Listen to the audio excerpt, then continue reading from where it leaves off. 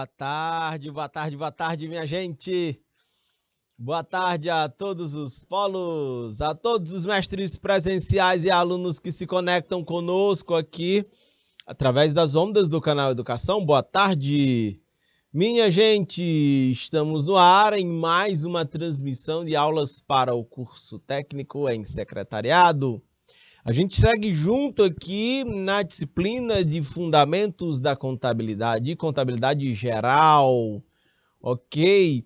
Estou diretamente do Estúdio 6, eu, o Josiel, como diretor de imagens, a Sandra Mota como profa assistente, e nós vamos juntos aqui em mais esta aula nesta terça-feira, 25 de outubro do ano de 2022.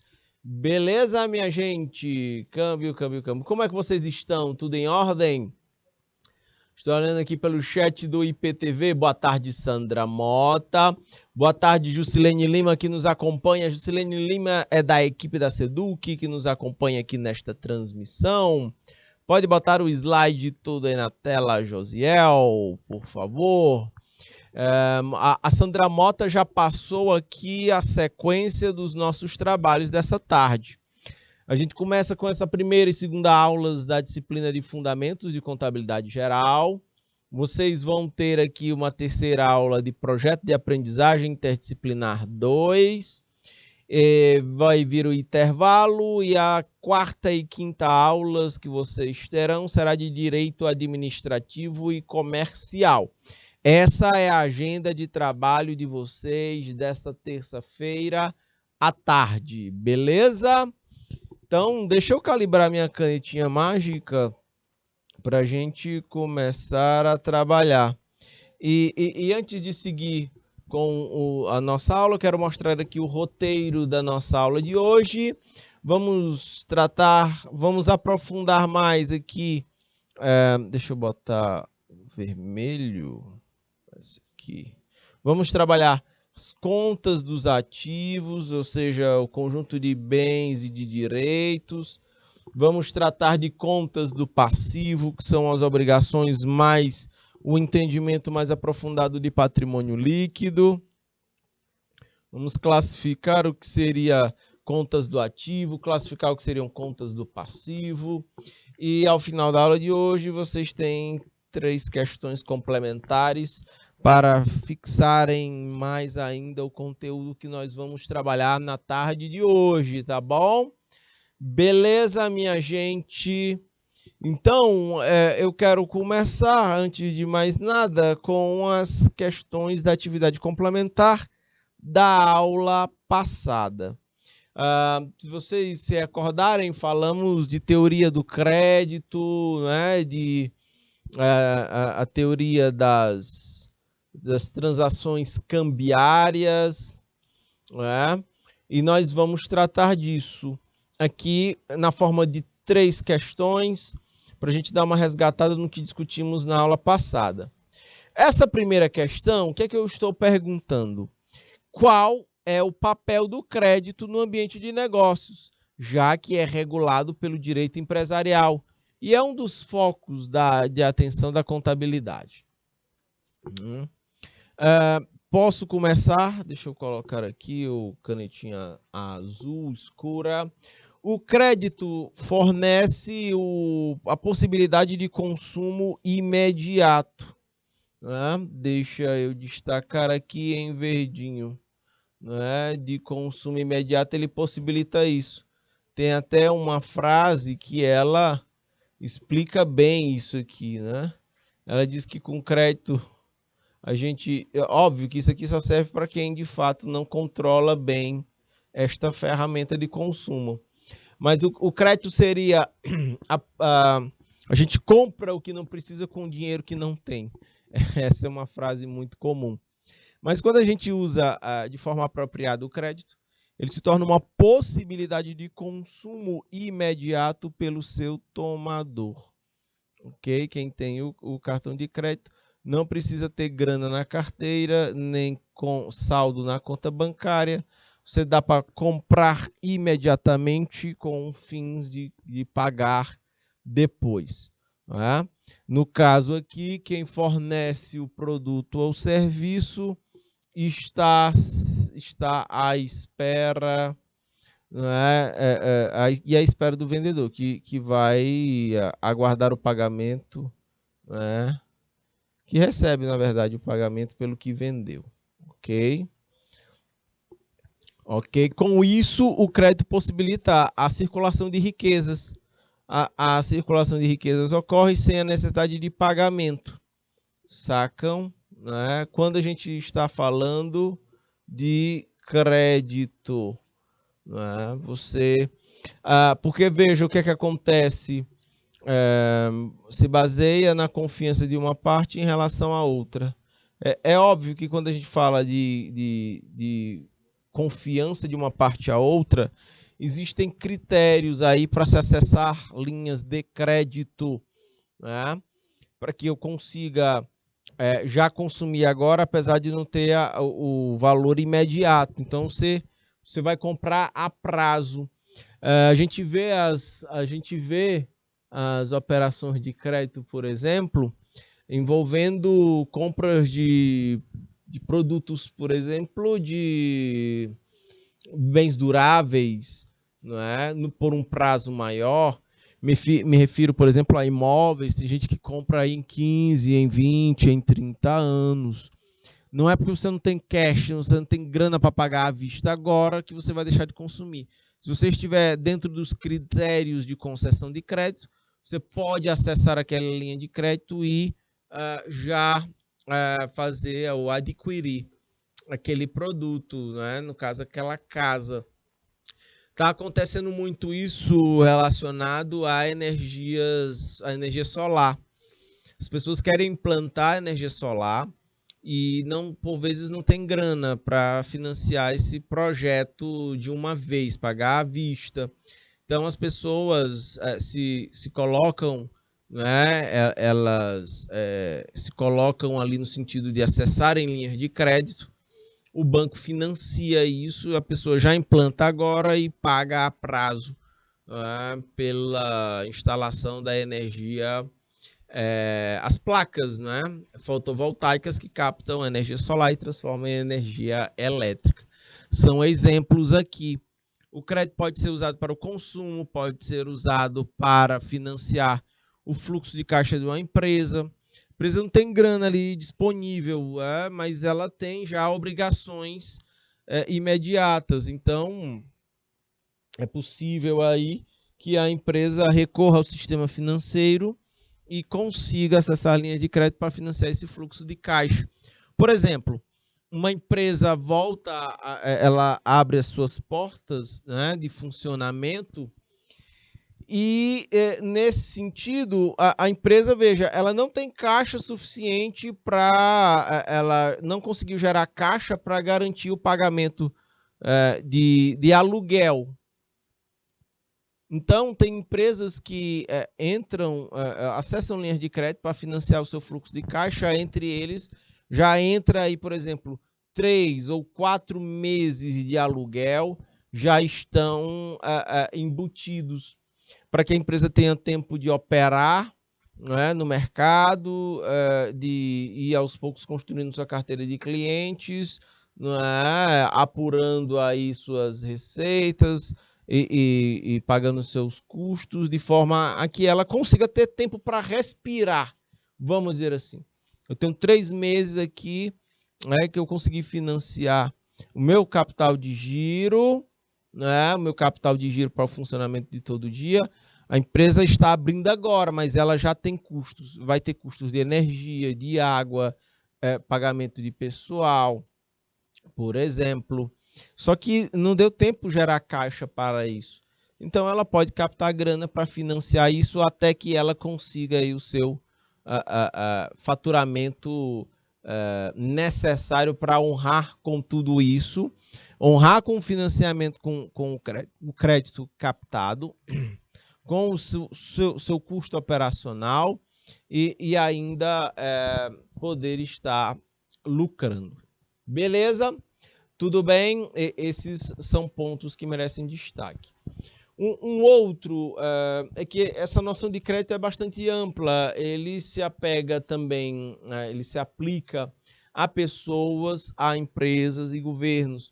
Tem governos que fazem o exercício de se capitalizar através da cobrança de impostos, taxas e contribuições, e aí arrecadam um montante de recursos para financiar o seu custeio, o seu funcionamento. Eu digo salários de funcionários, aluguel de instalações, água, energia, material de escritório, diárias, combustível de carros e tudo mais. E que esses órgãos públicos também, o Estado também precisa investir, fazer investimentos em infraestrutura. Por vezes pode ser que falte essa grana em infraestrutura. O que você capta de impostos não necessariamente é suficiente para custear tudo isso. Então, também os governos, quando eu falo Estado, eu estou me referindo a governo federal, governos de estados e governos municipais. Podem ter que recorrer a créditos, a empréstimos, vamos dizer assim. Empréstimos não para gastos correntes, né, diários ou gastos ordinários, mas para gastos em investimento. Tá faltando caixa, eu vou pegar emprestado para investir na construção de estradas, para ampliar aí a infraestrutura da região. Ok? As pessoas fazem isso para o consumo, né? O salário acaba, ainda faltam dias no mês, então você acessa linhas de crédito para continuar mantendo o seu ritmo de consumo. E também nós temos aqui empresas que não têm todo o capital disponível e ela pode suprir essa deficiência com recursos emprestados e captados do mercado financeiro. Quando eu digo isso, eu estou falando especificamente de bancos. Tá bom? Bacana. Agora tem um ponto importante no que a gente está falando aqui, em falando de títulos de crédito. Porque vejam só, quando a gente entra nessa questão, saiu um dado recente no Brasil em que diz assim, deixa eu ir aqui para o slide, onde ele se refere a 80% das pessoas... Opa, deixa eu apagar aqui. Um dado recente aponta que 80%... Estou dando tilt aqui. Deixa eu botar aqui. 80% das pessoas pesquisadas estão endividadas. Ok? Endividadas. Ou seja, a cada 100 pessoas, 80 estão com dificuldade de pagar as suas contas. 80 pessoas estão inadimplentes, ou seja, estão devendo há mais, devendo, não conseguindo pagar suas contas há mais de 3 meses. Essa é uma questão delicada no Brasil e nesses dias atuais. Entendem? E isso acontece, as pessoas estão aí com elevados níveis de endividamento, ela acaba inibindo o consumo, as pessoas acabam comprando menos, porque o foco precisa ser pagar as contas que estão em aberto. Como é que você consome e fazem compras novas? Não dá, né? Então, as empresas vendem menos nesse cenário, encomendam menos matérias-primas, e isso aqui contribui para baixar o teto de crescimento da atividade econômica. Ok? Minha gente, estou olhando aqui pelo chat do IPTV e vendo conectados conosco. Avelino Lopes, boa tarde, Dom Inocêncio. Dom Expedito Lopes, Landry Salles, Ribeira do Piauí, São Julião e Simões. Boa tarde, minha gente. Sejam todos bem-vindos. Qualquer dúvida, exemplos ou observações, fiquem à vontade. Fiquem muito à vontade para compartilhar pelo chat.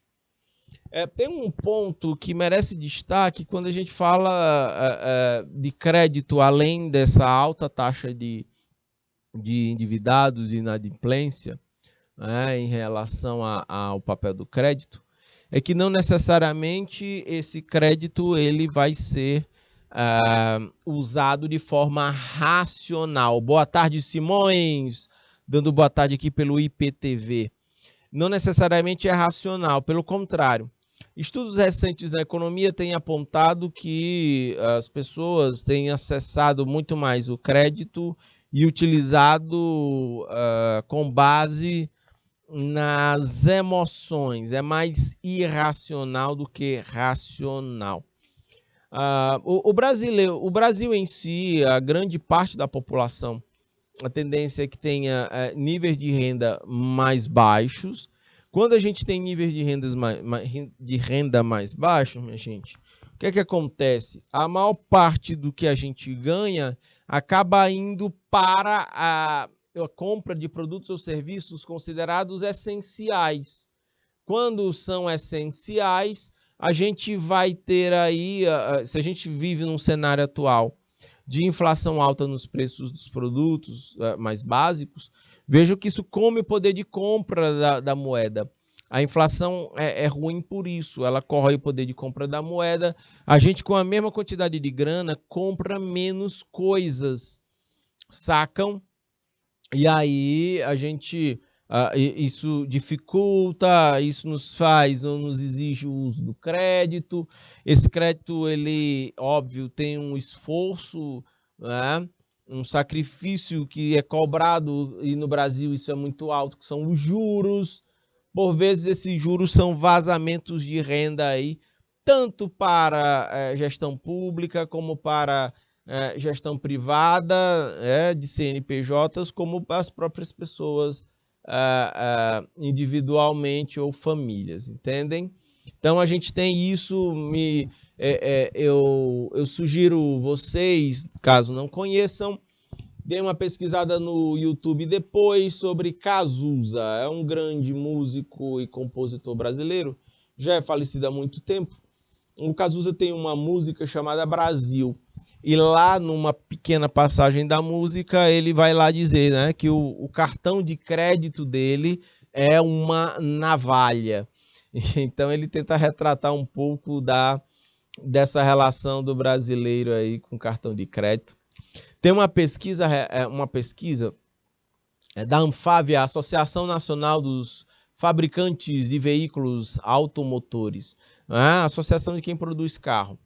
E a Anfávia, nessa pesquisa, identifica que aqui no Brasil, o brasileiro ele está mais interessado na parcelinha, né, do preço do carro ou da moto encaixada no orçamento, do que no valor final que tem-se a pagar junto com os juros embutidos. Né? Então a gente é muito imediatista, né? Opa, deu para pagar aqui esse mês, esse outro, então eu vou comprar. Mesmo que ao final desse financiamento você esteja pagando 2 carros ou 3 carros, depende, né, da agressividade com que os juros são cobrados. Então, eu estou tocando aqui em vários pontos relacionados ao crédito, né, e que permitem com que a gente tenha uma visão mais geral. Os juros cobrados no Brasil, eles são regulamentados pelo Banco Central. Né?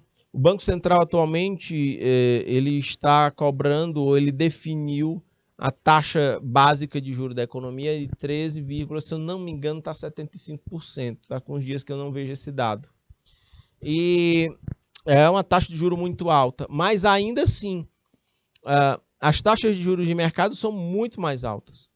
Todas as taxas da economia brasileira deveriam gravitar em torno de 13,75%. Só que quando você vai olhar no cartão de crédito, as administradoras chegam a cobrar até 400% ao ano, entendem? Cheque especial a 150% ao ano.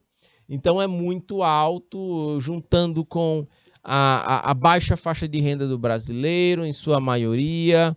Lembrando aí da questão da falta da educação financeira, e quando a gente vai consumir muito mais movidos pela emoção do que pela razão, quando junta todos esses elementos no mesmo liquidificador, a gente tem aí uma taxa de inadimplência brasileira gravitando em torno de 80%. É muito alta. Ok, minha gente? ao tempo em que no Brasil também a gente convive com uma taxa de desemprego alta, ela está na casa dos... Já foi mais alta, estava em 14%, hoje encontra-se na faixa dos 9%, né? Mas ainda assim, boa parte dessa queda ela é representada por gente que está trabalhando no mercado informal.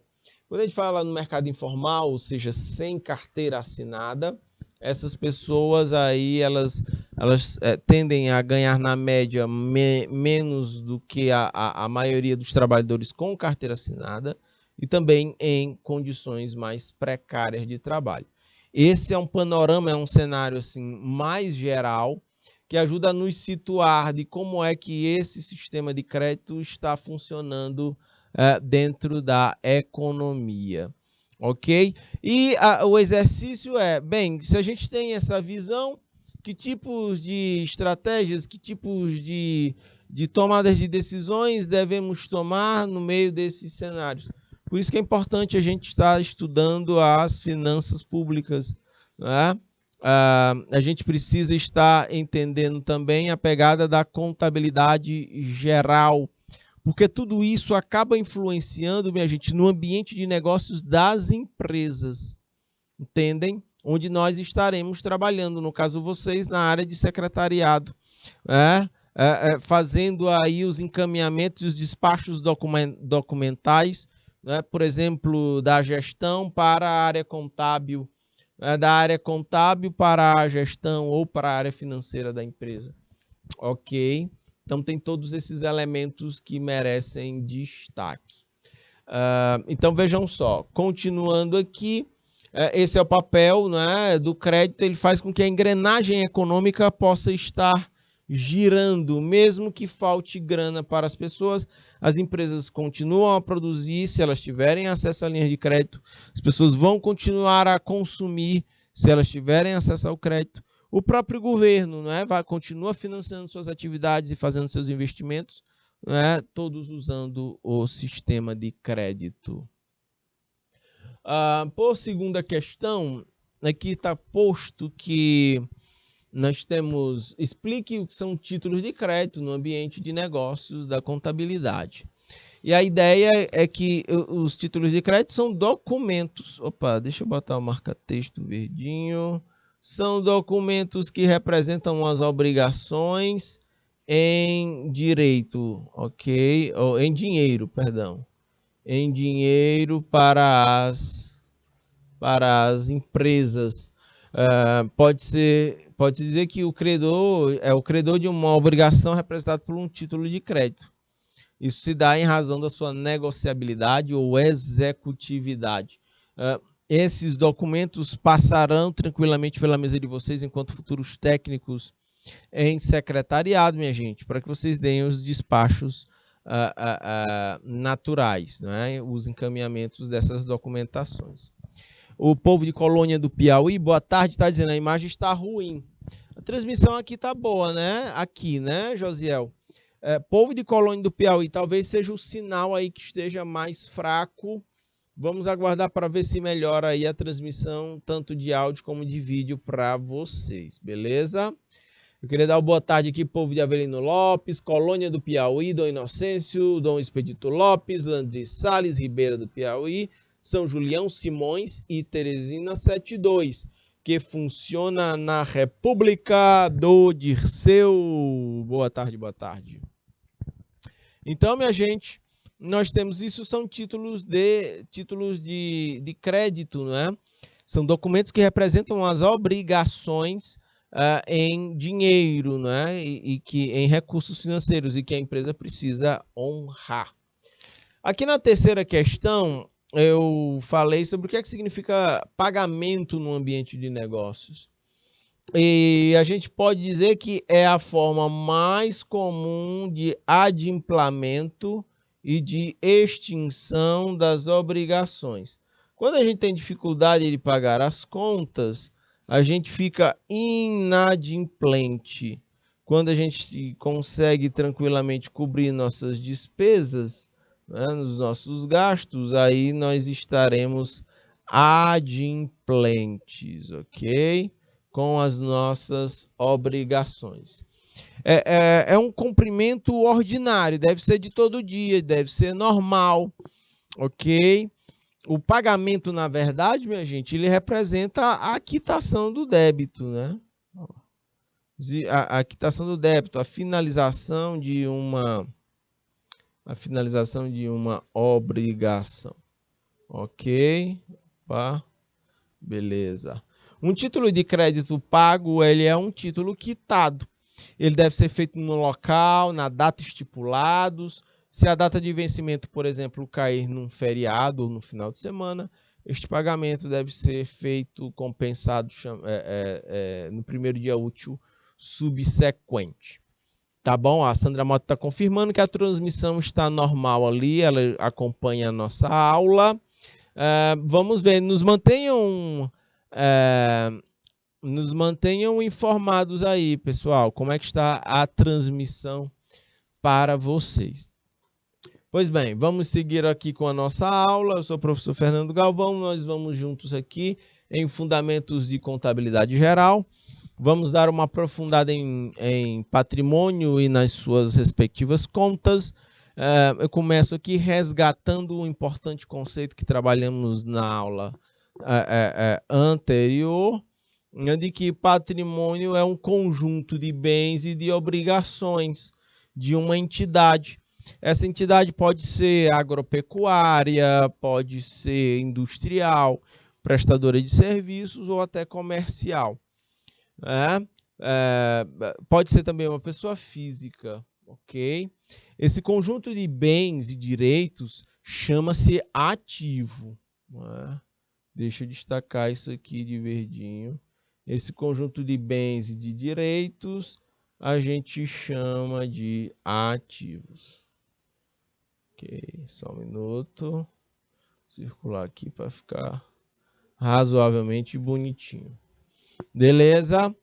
Num dado momento, esse ativo de uma empresa, de uma entidade, ele pode ser uma empresa, pode ser uma entidade do terceiro setor, pode ser uma pessoa física. Esse patrimônio, esse conjunto de bens e direitos, ele vai se apresentar. Pode ser na forma de dólar, de real, de euro. Deixa eu compartilhar com vocês aqui um princípio bem interessante das finanças públicas no que diz respeito a gerenciamento de patrimônio, meus caros futuros técnicos em secretariado. Funciona assim. As entidades têm seus respectivos patrimônios e tem um princípio das finanças, né? De que a gente precisa do patrimônio, de que a gente precisa diversificar o formato do patrimônio para a gente conseguir minimizar os riscos. Como é que isso funciona?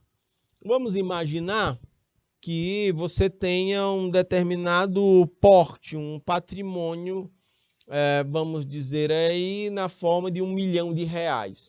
Como é que a pessoa faria? Vai manter essa grana toda depositada em contas em banco? Como é que ela vai fazer isso?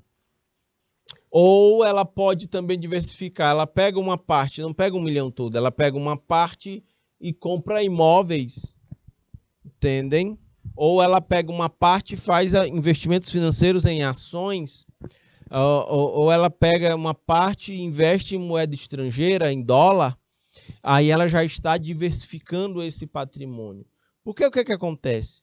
Num ambiente onde eu tenha inflação, que é um aumento generalizado nos preços das coisas, as coisas acabam ficando mais caras, a gente vai perdendo valor, o patrimônio vai depreciando, vai perdendo valor. Mas se eu tive investimentos em imóveis é um tipo de mercado que ele geralmente apresenta um viés de alta. Então ele está valorizando lá do outro lado. Eu estou perdendo um pouquinho aqui, estou ganhando um pouquinho ali nos imóveis.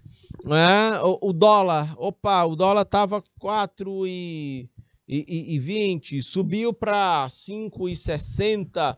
Ali já dá uma empinada no patrimônio se eu tenho uma parte dele em moeda estrangeira, ok? Tem gente que transforma parte do patrimônio em obras de arte, em joias, ok? Por exemplo, há quem diga que há essa pegada. Quando você diversifica, de repente um tipo de aplicação dá prejuízo, a outra dá prejuízo, mas essa outra dá um lucro, essa outra dá um lucro, e aquilo, quando você coloca na média, você consegue proteger o valor do seu patrimônio. Entendem? Essa seria a perspectiva. Essa é uma visão mais clássica da gestão de patrimônio, diversificar para ter menos riscos. É curioso porque uma vez eu fui conhecer uma fazenda lá no Maranhão, uma fazenda muito premiada na produção de gado Nelore. E nessa fazenda lá tem uma área em que eles cultivam até 12 tipos de capins diferentes. E eu fiquei curioso. Eu acho que eu, como aluno, sou muito mais curioso do que vocês assistindo essa aula. Por que eu digo isso? Porque eu faço perguntas, eu indago. Então, quando a pessoa estava mostrando lá, ó, a gente tem capim aqui, 12 tipos de capim, aí eu vou lá e digo assim, opa, mas por que 12 tipos de capim? Aí o cara vai explicar, porque se vier uma praga e atingir um tipo de capim ou dois, mas eles têm outros tipos de capins que o gado vai continuar se alimentando sem maiores problemas. Então eles meio que diluem o risco, porque se eles cultivassem apenas um tipo de capim e a praga atingisse, os pastos estariam comprometidos, isso leva a um emagrecimento do gado. Quando você vai alimentar novamente o gado emagrece, engorda, fica naquele efeito sanfona que não é saudável para o animal. Então, eles cultivam 12 tipos de capins diferentes para reduzir os riscos de perder tudo. É aquele velho princípio do cesto de ovos, né? Se você botar todos os ovos dentro do mesmo cesto e cair você vai perder todos os ovos. O princípio da diluição dos riscos separe, né? Você bota 5 ovos aqui, 5 ovos em outra embalagem, 5 em outras embalagens. Se você perder uma, você garantiu, você protegeu os demais. Essa seria a ideia. Mas não tem só ela no mercado. Tem estudiosos das finanças que apontam que a gente não deve diversificar. A gente deve concentrar o patrimônio na forma de num tipo de forma. A gente tem que concentrar o patrimônio sem diversificar. E tem que focar e cuidar. É uma visão bem diferente dessa do diversificar. A ideia é que a gente tem choques, não é? Você tem hipóteses diferentes no mercado, elas vão se colocar para ver qual é a que tem mais viabilidade, qual é a que tem mais aceitação. Beleza? Mas existem essas diferentes perspectivas. Uma analogia que se faz é que quando você pega aqui, vai fazer uma graça, você pega os pratos e joga para cima, né? Se você jogar 7, tem um grau grande de dificuldade, né? Se você joga 3, é muito mais fácil. Então, ao invés de diversificar demais, essa visão mais, vamos dizer assim, mais diferente, né? Dizendo que a gente não tem que focar e cuidar. Então, ela vai dizer que é mais fácil a gente equilibrar jogando para cima 3 pratos do que 7. Seria a lógica deles usadas para o gerenciamento das finanças. Ok, minha gente? Tudo bem? Câmbio. Pode ampliar o slide todo aí na tela, Josiel. Aqui eu tenho a galera aqui participando pelo chat do YouTube. Maria Sônia, boa tarde. Professor Vili Matos, boa tarde. Falando diretamente de Santa Filomena. O João Gabriel, falando também de Santa Filomena. A Elza, boa tarde.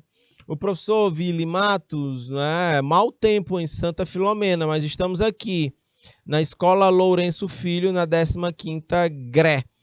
Professor, aqui eu estava até vendo no livro Dicionário Piauiês, eu estava vendo essa colocação que você fez. Em São Paulo, geralmente o pessoal chama mau tempo, o pessoal diz, o tempo está feio, quando está nublado. Já no sertão, no Nordeste, aqui parte do Piauí, o Quando fica nublado, geralmente se diz assim, o tempo está bonito para chover, né? Em regiões mais secas, né? E teve muita chuva agora de manhã, aqui em Teresina não, mas em outros polos que nos acompanhavam nas transmissões da manhã, o pessoal estava dizendo que estava chovendo e eu estava brincando com eles. Então tá bonito para chover aí, né? Bonito para chover, exato. Olha aí, tá chovendo já, coisa boa, é muito bom. Aqui em Teresina, a gente tá num calor tão grande que a muleira fica mole, né? De tanta a gente anda no sol, né? Hoje, agora no intervalo das aulas da manhã para tarde, eu fui. O Jorge Augusto dá aula aqui? Não, eu fui dar aula, eu fui almoçar com o Jorge Augusto ali, e aí no caminho a gente vai andando, né? Se a gente não for atrás de uma sombrinha, é só na muleira que a muleira fica mole, sabe? De tanto calor. Então é isso. Então, minha gente, o que eu estou querendo dizer é que pode ser que num dado momento o ativo, esse conjunto de bens e de direitos aqui, ele pode assumir diferentes formas monetárias. Pode ser em real, pode ser em dólar, pode ser em euro, ok? É muito curioso isso. Eu tinha um colega que ele morava no Canadá. Como é que ele fazia? Volta aqui para mim, Josiel. Ele trabalhava lá no Canadá, como lá é muito frio, ele trabalhava lá colocando gesso nas casas, né? Para dar um aquecimento térmico nas casas. Detalhe que ele ganhava em dólar lá, né? Se eu não me engano, é o dólar canadense. E o dólar canadense, ele tem uma valorização maior do que aqui no Brasil. Então, quando ele pega essa grana, a grana que ele ganhava lá, botando gesso nas casas, quando você trocava por real aqui, dava um dinheiro razoável, a troca de câmbio, né? De uma moeda para outra. E era muito interessante, porque aqui na casa dos pais dele, ele tinha equipamento eletrônico assim, de ponta. Se ele trabalhasse aqui em Teresina, botando gesso nas casas, ele não teria tamanha faixa de renda. Como ele trabalhava fora, ganhava em moeda estrangeira, quando vinha para cá, aí ele tinha equipamento eletrônico de primeira, né? E ele tinha motona, aquelas Shadows, aquelas motos de motoqueiro lá, possante. É muito interessante. Tem gente que mora no exterior, mas ao invés de fazer investimento no exterior, faz aqui no Brasil. Porque nessa troca de moeda acaba aqui valendo mais grana. Então o pessoal investe em imóveis, não é? Acontece demais nessa troca. É patrimônio, é formação de patrimônio. Tem gente aqui no Brasil que ganha muito dinheiro e que também pega uma parte desse patrimônio e manda para o exterior em dólar, sacam? Isso também pode acontecer. Pode ampliar o slide todo aí na tela. Tem gente participando aqui pelo chat do YouTube, né? Alano Alves, boa tarde. O Alano falando de Santa Filomena, terra produtora de grãos aqui no estado do Piauí. Bacana, Alano. Professor Vili Matos. Elza, boa tarde, Elza. Tudo bem? João Gabriel. Maria Sônia, vamos adiante, minha gente. Então, uma entidade, eu destaco aqui em amarelo, num dado momento, ou ela pode não possuir ativo. Ela pode ser que, na verdade, os direitos e bens que ela tenha monetariamente sejam nulos. Ou pode ser que ela tenha ativos, e que eles vão ter um determinado valor positivo e monetário. Eu estou falando aqui quando o ativo é maior que o passivo. Aí a gente vai ter aí a empresa operando no azul,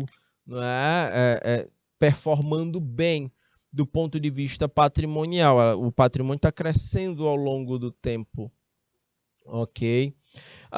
Agora, ao conjunto de obrigações que a empresa tem para com terceiros, as obrigações que a empresa tem para com terceiros, né, de uma entidade, a gente chama de passivo. Então, bens e direitos são ativos.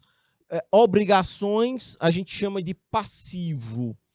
E num dado momento, o valor do passivo de uma entidade, ele pode assumir essas dívidas aí, essas obrigações de pagamento podem estar cotadas em real, é o mais comum nas empresas aqui, mas também podem estar cotadas em dólares ou em euros. Isso aí diz muito respeito a um cuidado que as empresas têm. Tem empresas que operam no exterior, entendem? Então é preciso ter cuidado aí com esses contratos, por exemplo, em moeda estrangeira. Vai que a moeda sofra o dólar fique muito mais caro de uma hora para outra, os contratos também podem dar esse boom, esse baque aí nas finanças empresariais. Essa coisa é tão interessante que eu estava me lembrando agora, nesse exato instante, do exemplo de uma companhia aérea, é a Latam, aqui no Brasil. Ela opera no Brasil e opera no exterior. Chegou um determinado momento no mercado que deu uma esfriada. Você tinha menos viagens aéreas da Latam aqui dentro do Brasil. Obviamente, menos viagens aéreas, você tem um custo operacional, a empresa poderia estar operando no prejuízo. Detalhe, ela também operava no exterior, né?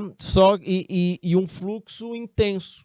Então, o que ela faturava em moeda estrangeira no exterior acabava compensando a perda, né, o esfriamento do mercado de aviação, de transporte aéreo aqui no Brasil. É um exemplo bem objetivo dessa coisa dos riscos. Ela não focava só no mercado brasileiro. Se assim o fosse, estaria operando no prejuízo. Nesse dado momento, aqui o mercado estava ruim internamente, mas no exterior estava bem. Então, acabava que compensando aí, já que o risco dela estava diluído. Ela tanto operava internamente como externamente. É assim, por exemplo, a Natura. A Natura Cosméticos opera aqui no Brasil, mas ela também tem plantas industriais no exterior. O que ela fatura no exterior, ela fatura em moeda estrangeira, remete para a matriz que está aqui no Brasil.